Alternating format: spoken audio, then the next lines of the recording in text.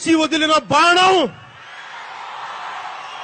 నోటి నుంచి వచ్చిన మాట వెనక్కి తీసుకోలేం. అందుకే నేను ఏ మాట మాట్లాడినా ఆచితూచి పదే పదే ఆలోచించి 1కి 100 సార్లు ఆలోచించే మాట్లాడతాను. ఒక దేశపు సంపద నదులు కాదు, అరణ్యాలు కాదు, ఖనిజాలు కాదు, కలల ఖనిజాలతో చేసిన ఈ యువత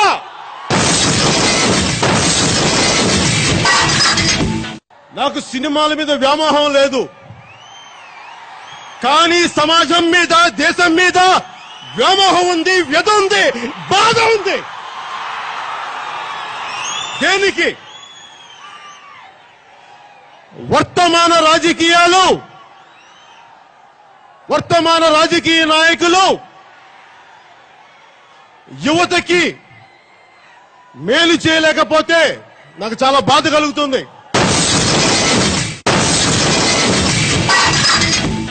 రాష్ట్రాన్ని అడ్డగోలుగా విడగొట్టి స్పెషల్ స్టేటస్ ఇస్తామని చెప్పి ఇప్పటిదాకా ఇవ్వకుండా తాత్సారాలు చేసిన కేంద్ర ప్రభుత్వాన్ని మీద నాకు కొన్ని అడగాల్సినవి ఉన్నాయి, తేల్చుకోవాల్సినవి ఉన్నాయి. ఎందుకు తిరుపతిలోనే మాట్లాడాలి? వేరే ఊర్లో మాట్లాడొచ్చు కదా. ఎందుకు? ఆ రోజున మేము మొదటి మీటింగ్ పెట్టింది ముఖ్యమంత్రిగా చంద్రబాబు గారు కానీ, ప్రధానమంత్రి నరేంద్ర మోదీ గారు కానీ, నేను కానీ మొట్టమొదటిగా స్టార్ట్ చేసింది తిరుపతిలో. అందుకే తిరుపతిలోనే మాట్లాడడానికి నేను నిర్ణయించుకున్నాను.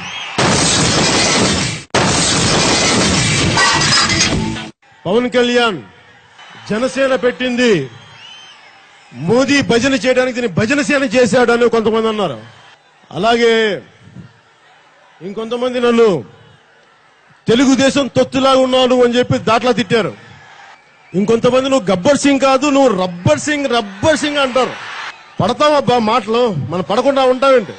పడకుండా ఉందామన్న రాజకీయాల్లోకి వచ్చాం. మీరు తిట్టండి, తిమ్మండి, కానీ నేను ప్రజలకు చేయాల్సింది, మన యువతకి చేయాల్సింది, మన రాష్ట్రానికి చేయాల్సింది చేసే తీరుతాను, చేసే వెళ్తాను. నేను ఎక్కడికి పారిపోను. ఆవిర్భావ సభలో కూడా చెప్పాను, 25 సంవత్సరాలు నా జీవితాన్ని నా రాష్ట్రం కోసం, నా దేశ శ్రేయస్సు కోసం అంకితం చేస్తాను.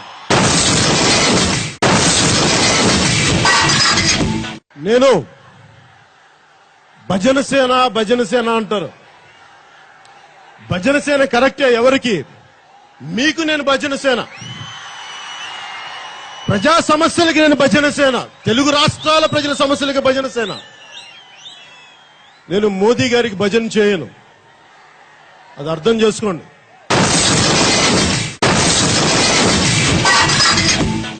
నేను తెలుగుదేశం పక్షపాతినో, తెలుగుదేశం తొత్తును అనుకుంటే నేను ప్రజల పక్షపాతిని, ప్రజల తొత్తుని, రైతు పక్షపాతిని, ఆడబిడ్డల పక్షపాతిని, అక్క చెల్లెళ్ల పక్షపాతిని. అంతేగాని నేను ఏ ఒక్క పార్టీకో, ఏ ఒక్క వ్యక్తులకో నేను నా జీవితాన్ని ఇవ్వను.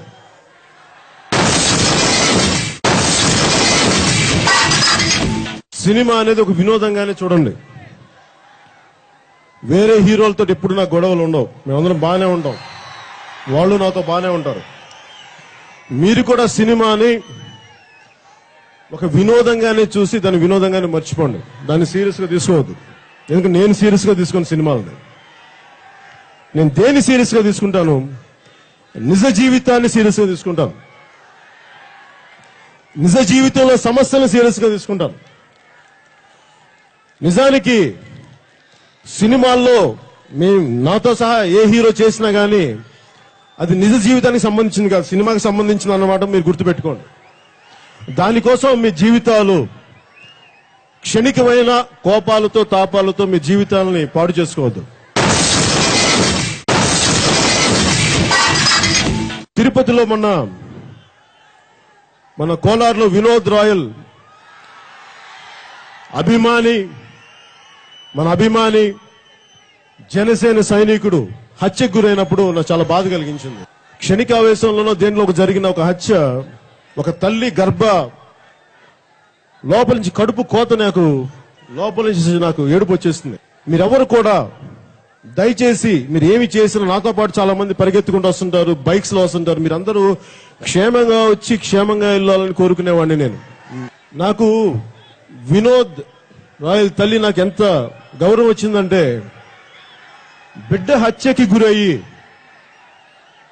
గుండె బయటకు వచ్చేసి అమ్మా నేను రాత్రి భోజనానికి వస్తానని వెళ్ళిన బిడ్డ, అవయవ దానానికి సంతకం చేయడానికి వెళ్ళిన బిడ్డ తిరిగి ఇంటికి వెళ్తే ఆ తల్లికి ఇంటి నుంచి హాస్పిటల్ బిడ్డ హత్యకు గురయ్యాడని తెలిసి హాస్పిటల్కి వెళ్తే మార్చురీలో పడిపోయిన బిడ్డ గుండె బయటకు వచ్చేసింది చూసి ఆ తల్లి పడ్డ వేదన అంత ఇంత కాదు.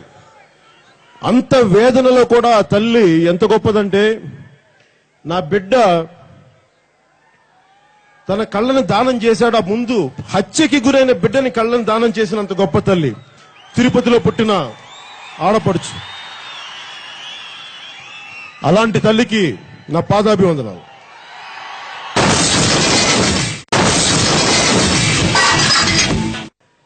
ఇప్పుడు మీరందరూ నాకు ఏ కులమో ఏ మతమో ఎక్కడి నుంచి వచ్చారో నాకేం తెలుసు. మనది ఒకటే కులం, మానవతా కులం, మానవతా మతం, మానవతా ప్రాంతం. కానీ సడన్ గా కొద్దిగా తెలుగుదేశం ప్రభుత్వం విధి విధానాలను రెండేసార్లు అడిగాను. మీరు రైతు భూముల్ని కొంచెం ఆలోచించి తీసుకోండి అని అనగానే వెంటనే ఇక్కడున్న యువతంతా కులముద్ర పడిపోయింది వారికి. పవన్ కళ్యాణ్ చుట్టూ అతను కులం యువతున్నారు. నా కులం ఉంది, నాకెక్కడ మతం ఉంది. నా కూతురు క్రిస్టియన్ అబ్బా, నా కూతురు క్రిస్టియన్. నా కూతురు తల్లి తన మతాచారం ప్రకారం నా కూతుర్ని రష్యన్ ఆర్థడాక్స్ చర్చ్ లో బాప్టైజ్ చేస్తానంటే సంతోషంగా చేయించమన్నాను. ఎందుకంటే నాకు భగవంతుడు ఏ రూపంలో నాకు ఒకటే భగవంతుడు.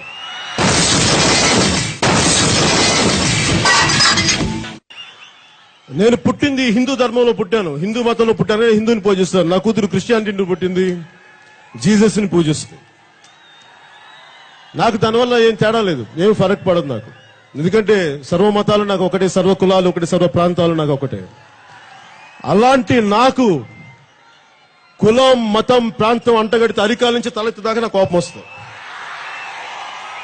మీరు నన్ను ఏదైనా నండి, కానీ నాకు కులం గాని మతం గాని ప్రాంతం చేస్తే నేను వేరే వ్యక్తిని.